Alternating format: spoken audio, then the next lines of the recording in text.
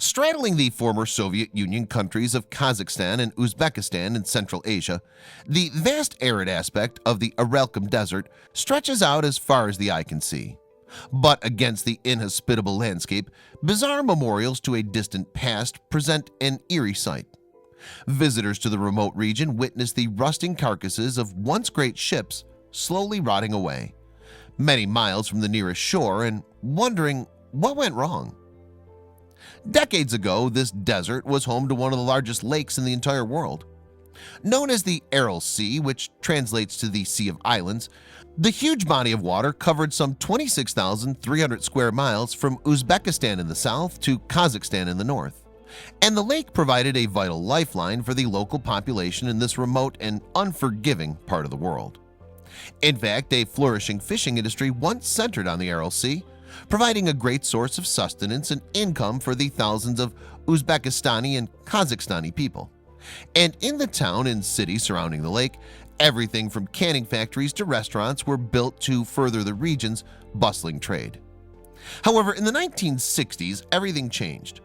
Back then, both Uzbekistan and Kazakhstan were still part of the Soviet Union, and the Aral Sea, like much of Eastern Europe, was subject to the whims of the Kremlin government.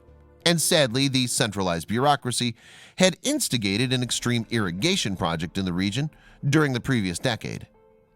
Hoping to improve the conditions for growing valuable food and cash crops in the region, the Soviet authorities decided to divert the waters from the Amu Darya and Sirdarya rivers.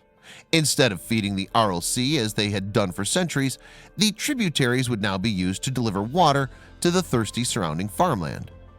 By 1960, the majority of the water supply that had once flowed into the Aral Sea had been redirected elsewhere, and as a consequence, the lake began to dry up. Over the following decade, in fact, water levels dropped by about 8 inches per annum. But this rate would soon accelerate. Throughout the 1970s, the Aral Sea shrank almost 3 times as fast each year.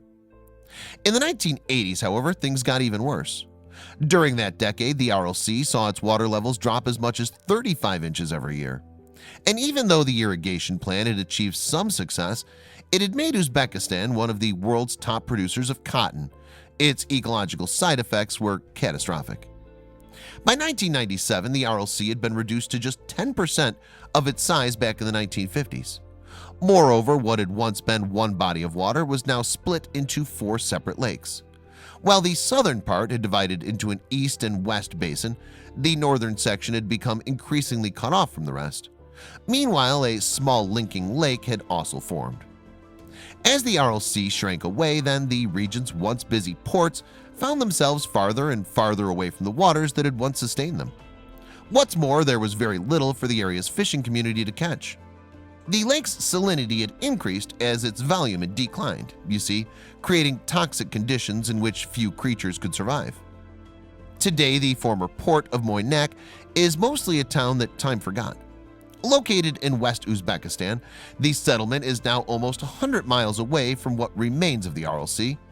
And even though Munneke's abandoned buildings and silent streets do little to set it apart from many other struggling post-Soviet cities, the ghosts of its maritime past seem strangely out of place in this parched desert. Signs bearing images of fish, for instance, hang incongruously over the arid and dusty town. Elsewhere, Munneke's canneries sit abandoned and forlorn, the failed fishing industry having long rendered them obsolete. Most eerie of all, however, are the skeletal fishing boats that remain stranded in the desert, seemingly doomed to never sail again. In Munneke, these ghost ships haunt the landscape. Great hunks of rusting metal, which once carried as many as 40 men, now lie lifeless. Unable to escape these shallower waters when the Aral Sea began disappearing, the vessels have been left stranded. And without a fishing industry to sustain them, the majority of local people have moved away, leaving this strange ship cemetery all but forgotten. Across the border in Kazakhstan, the city of Aralsk is another place where the Aral Sea's fishing industry once thrived, but as the years passed, the shore retreated further away from the port until a distance of more than 60 miles stretched between them. As a result, the once prosperous city population began to struggle with unemployment and attendant poverty. Today, however, the landlocked Aral Sea has begun to creep back towards the derelict harbor buildings of Aralsk. In 2005, the Kazakhstanis completed work on the dike Kokorol, a dam built with the aim of preserving the northern segment of the decimated Aral Sea. And even though the project appears to have exacerbated the problem elsewhere in the area, the water close to the city have in fact begun to recover. Now the former port of Aralsk sits just 7 miles from the Aral Sea, but while fish have started to return to its waters, the lake is still too far away for the city's stranded ships to return to work. Instead, the once valuable vessels continue to rot away unloved, just as they do in Moynak, slowly turning the same color as the rusty desert landscape. And for the dramatically reduced population who remain in the region, now known as the Aralkum Desert, life is tough. One anonymous female resident spoke to Russian broadcaster RT in 2010 saying, "You can't see the salt in the air, but you feel it on the skin, and you can feel it on a tongue."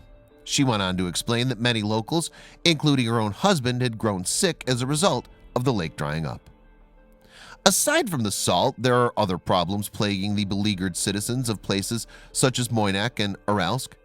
With the Aral Sea already awash with fertilizers and pesticides from the surrounding fields, the lake's gradual disappearance has left vast swaths of the surrounding landscape coated in toxic chemicals. Furthermore, harsh winds blow this pollution around as dust, creating debilitating and fatal health problems throughout local communities. And if this weren't bad enough, the Soviet legacy has brought about other deadly dangers. For instance, the region is also home to an abandoned communist-era research base where lethal experiments with weaponized diseases were conducted. Once remotely situated on the island of Vozrozhdeniya, the facilities become alarmingly accessible as the Aral Sea is receded.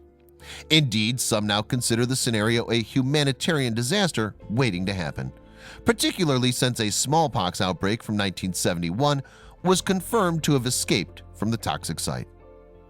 In recent times, the Kazakhstan and Uzbekistan governments, as well as neighboring countries, have been working to arrest the Aral Sea's decline. But despite their efforts, the eastern section of the lake dried up completely for the first time in 2014. Many observers now believe that only a drastic change in land management can reverse decades worth of damage. In 2017, the mayor of Aralsk oversaw the removal of the decayed ships stranded in the desert.